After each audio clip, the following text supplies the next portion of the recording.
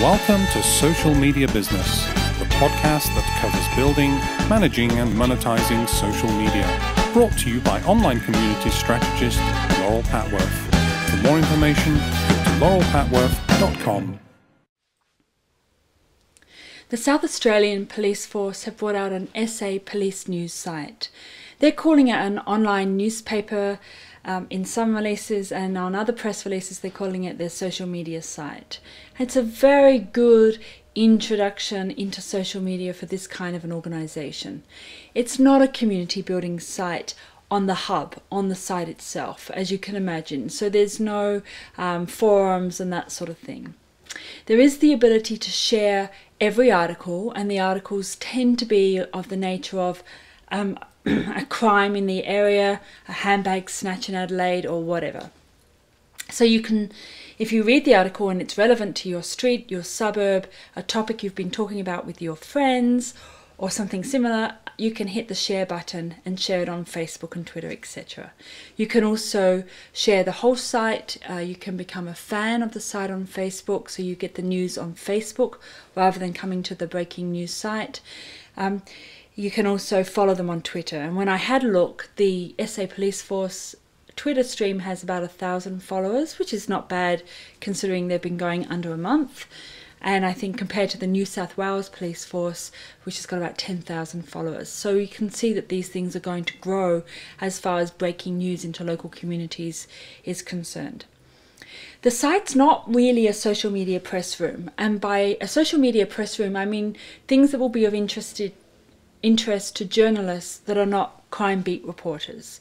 So if they want to put out a press release about something that's happening internally within the organisation, about a new head of police or whatever you call them, police commissioner, that news is not available readily or easily on the site. It's not part of the RSS feed, and I think that that's a bit of a drawback because a lot of journalists these days have Blackberries, iPads, iPhones. They're using RSS feed aggregators to bring them their breaking news, and at the moment the news that they're getting is about crimes in their local area. I went to the media section of the SA Police News site, and you have to sign in. You have to be approved and signed in. So I applied for access. Don't know if I'll get it, probably not, and I suspect probably not because the police force no doubt still works on the old traditional heritage media embargo philosophy. Now, an embargo, for those of you that don't know, is a news release that has to be held back by news organisations until everybody is in alignment. And what I mean by that is you can't publish it until 9 o'clock on Monday morning because some newspapers have weekend newspapers, some don't, some come out on Friday and don't come out again till Monday. So you say, any news that we give you now is going to be held off and cannot be published till Monday. It makes it a level playing field for all the newspapers and news outlets. The challenge with embargoes today is that the whole world are citizen reporters, citizen journalists, so that while traditional media is sitting on a story about police raiding a house, the next door neighbours have got their iPhones and are streaming it live to the internet. This holds back traditional media in a substantial way that we bloggers, we Twitterers, and we citizen journalists are not held back. For that reason, many of the top blogs got together and said they will not obey any embargo instructions. If you send a press release to them unasked for with an embargo on it, they will simply ignore the embargo. And their philosophy is someone will break the embargo, so it might as well be them.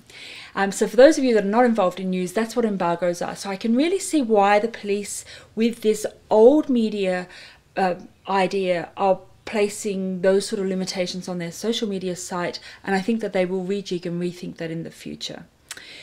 What else is there? The connection to, on Twitter, they're SA Police News. Like I said, they've got 1,000 followers. They're still very much in broadcast mode, but it's an interesting broadcast. Content can be king. I think conversation is queen, but we'll see where they go with their content and their conversation. Similar with the YouTube and their Facebook page. I think their Facebook page has about 9,000 fans at the moment, which is not bad. It's a good start. I recently wrote on my blog about the 7 steps of social media engagement from the shallowest to the deepest. And for me, the shallowest aspect is when a company says, or an organization says, thou shalt not. And all of their guidelines are for their staff and vendors and anybody working with them. And it's, thou shalt not use Facebook at work, thou shalt not tweet about the company's brands and products and services. You know, you will not, you will not, you will not. And it's almost along the lines of, we don't understand social media, so we're going to block it at the firewall and through our guidelines until we get a grasp on it. And the second level up would be very much social media broadcast. We're going to go on Twitter, we're just going to broadcast out, here's our latest blog post, here's breaking news about a handbag snatch, whatever. But it's not engagement. They're not looking for dialogue. They either turn comments off or ignore comments or don't follow back. So you'll notice, for instance, the SA Police Force are only following back 16 people, and they're all in the police and emergency services area. And by the way, each one of these baby steps is completely relevant, and it's a step to something else. But these are the steps we tend to go through. I think the next one we go through is viral. Let's get an agency in to create some content. So it's not social media, but it's about using the social network to distribute agency or company created media, all the way up to doing peer-to-peer style community building exercises. So if you want to have a look on my blog, laurelpapworth.com, you'll see a diagram for the 7 steps of engagement. And for this sort of an organization, though, it's really relevant that they do start off at that very early stage of broadcast, small steps. They're risk averse, they're government and risk averse, and they're about safety and security. So of course they're going to go slowly into this space. There's a couple of things I think wouldn't have been an issue that they could have added. One would be to go to the Facebook developers tools and to put a proper like button on the site. At the moment, the like button is simply a link. So I'm reading the SA Police News site, I click like on Facebook, the SA Police News site vanishes, and I'm taken to Facebook. And what we all know, when somebody is taken to Facebook, they disappear. And the reason why they disappear is because while they're there, they notice people have written on their wall, they see they've got email in their inbox, so on and so forth, and they've forgotten what they were doing on the original site. I would be looking at putting an embed. You can get them at the developers part of Facebook. It's just a copy and paste of some code and script. Copy and paste that code onto the site, and that's when you get those little boxes and you can see 16 people liked this page and there's a thumbs up. So when they click like, they become a fan of the page on Facebook, but they stay on the main site. What do I think of the site? I think it's really good. I think it's about an 8 out of 10. I think it loses points for not having the interactive social features. I understand why they're not going with the full-on community forum comment sort of stuff at the moment, so that's not part of the reason why they've lost some points. But I do think maybe not having a social media press room, a true press room built into the site, is a bit of a challenge. I would really look at opening up that media section. If you have to have stuff on embargo, then that could be a second tier or another layer.